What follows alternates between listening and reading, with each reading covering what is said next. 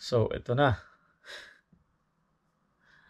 So, sa 7 hours and 32 minutes natin na biyahe, kumita tayo ng... Hello, good morning. So, welcome sa ating YouTube channel. So, Master Tik-Tik. So, ngayong araw is Friday dito sa Vegas. So, ngayon, sinubukan ko mag-lift dahil nirecommend sa akin ng isa rin nating kababayan dito sa Las Vegas na try mo mag-lift.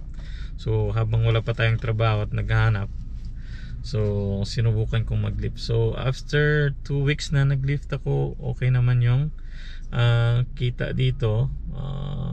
Makaraos din. At least magre-range ka ng $100 for 4 to 5 hours or mahigit pa dyan. So, kaysa naman duty ka sa restaurant ng 10 hours, babayaran ka dun 110 o pinakamataas mo 120 kasama na yung tip. So, ngayong araw, subukan natin kung ilan yung kikitain natin sa isang buong araw na mag-drive ng lift. So, kung titingnan nyo, ito, ayan. So, ito yung lift up. Sa area ko, meron itong mga bonus. So, tingnan mo. Plus 3, plus 4. So, kung ano ka, meron kang plus 4, plus 3, plus 2. So, dati daw malakas yung kitaan sa Uber at sa Lyft. Dahil malaki pa daw binibigay sa mga driver ngayon. Dami nagre-reklamo kasi malaki na daw kinakaltas ng Lyft at saka Uber. So, dahil wala tayong trabaho, syempre, maghanap tayo ng side hustle. So, mamaya update ko kayo kung ilan na yung kinita natin. Kasi wala tayong baon dito. Naka-ready na po. Ayan. So, may baon tayo dyan. Para kahit kung saan ka, kung gusto mong kumain, syempre, ready na. So, ngayon, itry natin mag-online. Ito, online. Kung meron tayong makuhang customer, kasi pag nakakulay na ganito, ibig sabihin yan, sa area na yan, may na yung driver dyan, may na yung lift o bira lang. So, kaya pumupula yan o nagkukulay kasi nga daming customer dyan, ibig sabihin. So, ayan, naka-online na tayo. Hintayin natin kung may customer tayo dito. So, dito ako nakatambay sa Shell. Sa kasulinahan. Kasi nga nag-CR tayo. So, update ko lang kayo mamaya kung magkano na yung ating kinita. So, kung bago pa lang kayo sa aking channel, paki-subscribe naman. Kasi baguhan lang din ako. Last November 2022 ako nag-start ng aking YouTube channel. So, paki-subscribe naman at paki-share ng ating mga videos. So, salamat po. Update ko lang kayo mamaya kung magkano na ating kinita sa isang buong araw. So, kakabalik lang natin sa airport. It's 11:40. Kakain muna tayo dito. So, may mga Pilipino din dito. Etong sasakyan katabi ko, Pilipino din to, yung matanda. Ayan. Yan.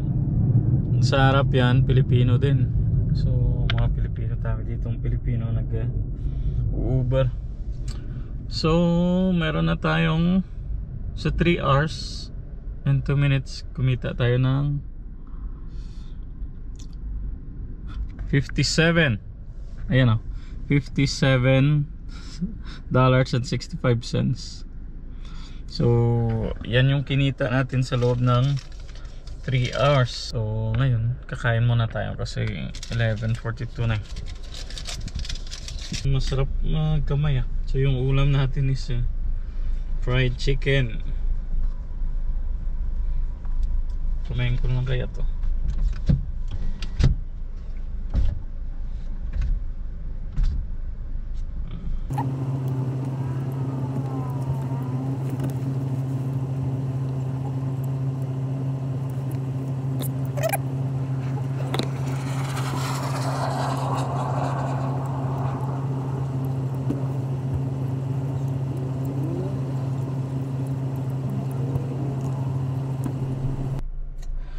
So it's 1 o'clock.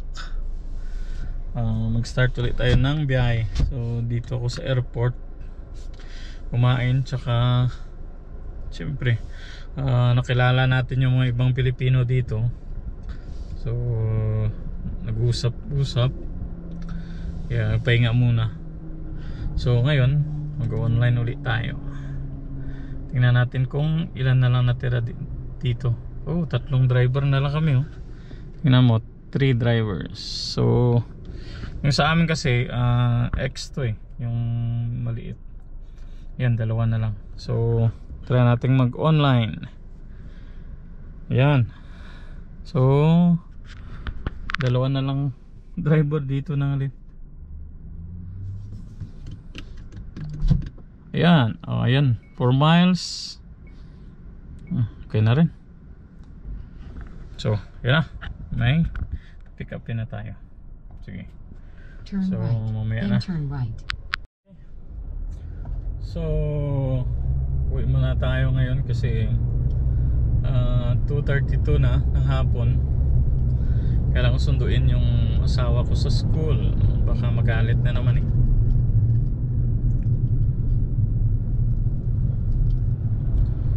So ano tayo.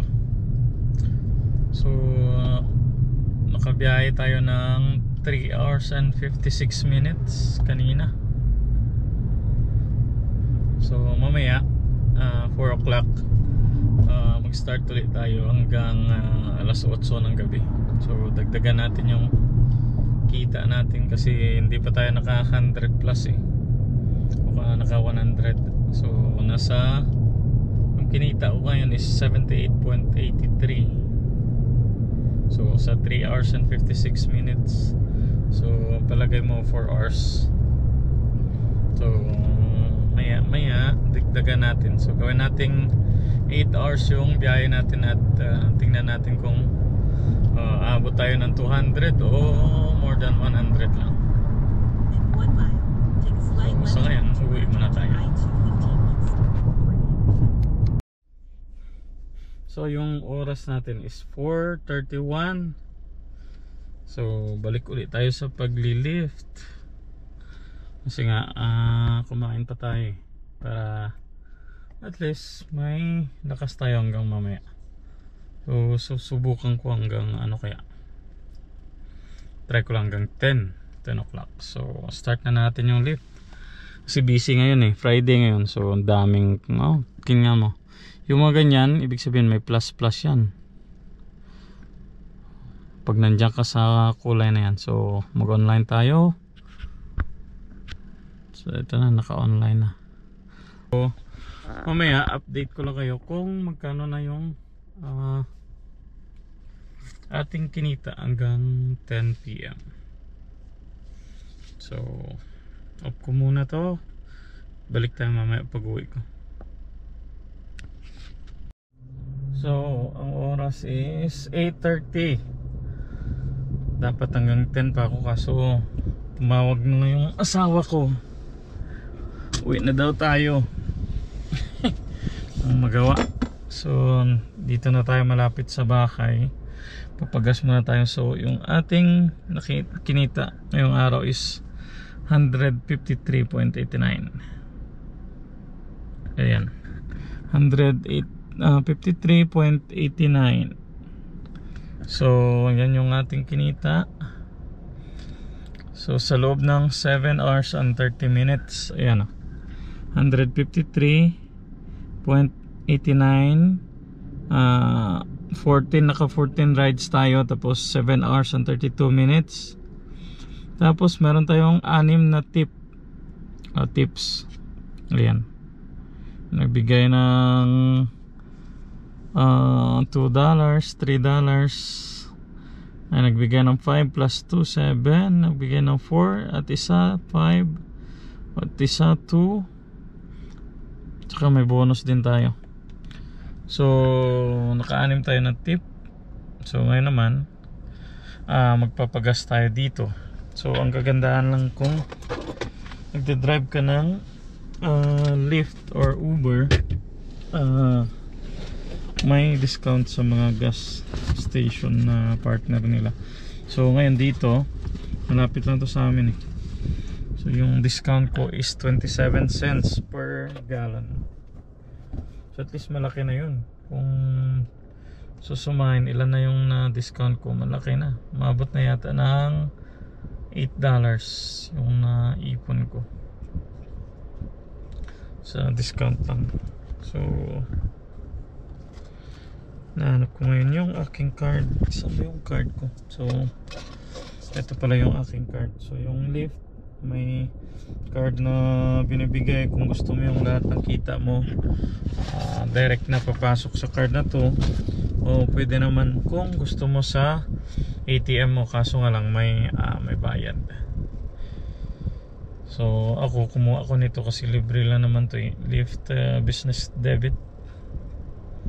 So mas maganda kung dalawa na yung app mo, meron kang Lyft saka Uber, kasi mas marami kang pasahero eh. So pagpipilian mo lang yun kung saan yung mas mahal na offer. So kanina may mga nakausap akong Pilipino, sabi nila mag-apply ka ng Uber kasi mas maganda yung Uber. Pag sila daw, pag ganito yung sasakyan nila dati, naka 300 sila, 250 mababa na daw yun sa araw. So dahil sabi nila mas maganda yung Uber, tsaka pag dalawa na, Lyft tsaka Uber, dami mong talagang customer. So ngayon sila yung ginagamit nilang sasakyan is XL na. So yung kotse nila, yung sedan, binenta na nila or tinrade in. Kasi sa sedan ay sa XL malaki kasi yung bayad dun, tag $25, 16 ganun. So pag Premier naman, yung pinakamalaki, mga suburban, maabot na yun, $30 ang trip mo. Ganun. So ang bilis lang ng pera pag ganun. So sabi niya kasi sa akin Uber X maliit, dami daw nito customer. So problema nga lang dito is talagang ang tawag dun, papasabak talaga sa sasakyan mo sa sa daan, tsaka gamit na gamit talaga. Pero yun naman ang purpose nito eh, kaya kumuha tayo ng bagong sasakyan kasi mag-Uber tayo at maglilip. Yung problema lang is pag tumagal, syempre masakit na yung tuhod mo kasi di ka pa may customer ka naman agad. So ikaw na lang yung mag-adjust ng time mo. Pwede mong i-off mo yung app mo para magpahinga, or kung gusto mo naman, di kunin mo lahat ng customer. So papagas muna tayo, tsaka after this uwi na, tsaka i-upload ko na yung video na to sa aking YouTube. So sa lahat ng di pa nakasubscribe, pakitulungan naman po ako kasi baguhan pa lang ako sa YouTube. Baka pwede kayong mag-subscribe at mag-like sa aking mga video. So pwede nyo ring i-share kung gusto nyo. So Master Tik-Tik, Lyft driver dito sa Las Vegas. So every day try kong maka-upload, or every other day try kong maka-upload ng mga video regarding sa pagbabiyahe ko dito ng Lyft sa Amerika, sa Vegas. So thank you, at uulitin ko, paki-subscribe naman kasi baguhan ako dito sa YouTube. Paki-subscribe naman po ng aking channel. So salamat. So ito na. So sa 7 hours and 32 minutes natin na biyahe, kumita tayo ng 157, kung makikita sa camera, 157.89. Screenshot ko lang to ha. Ito ka insert. Tapos meron tayong 14 rides. So minus natin yung gas na 20. So meron tayong 137 na kinita. So isang sa 7 hours and 32 minutes na biyahe natin. So 137 divide natin sa 8. 137 or 138 na lang divide sa 8. So yung isang oras natin ay nagre-range tayo ng $17.25. At least hindi na rin di na rin masama, di ba? Kaysa naman na wala kang kitain. So, at least maganda na rin yun. So, yung mga Pilipino kanina na nakausap ko is daming sinasuggest na kasi isang app pa lang yung gamit ko. Lyft pa lang ngayon.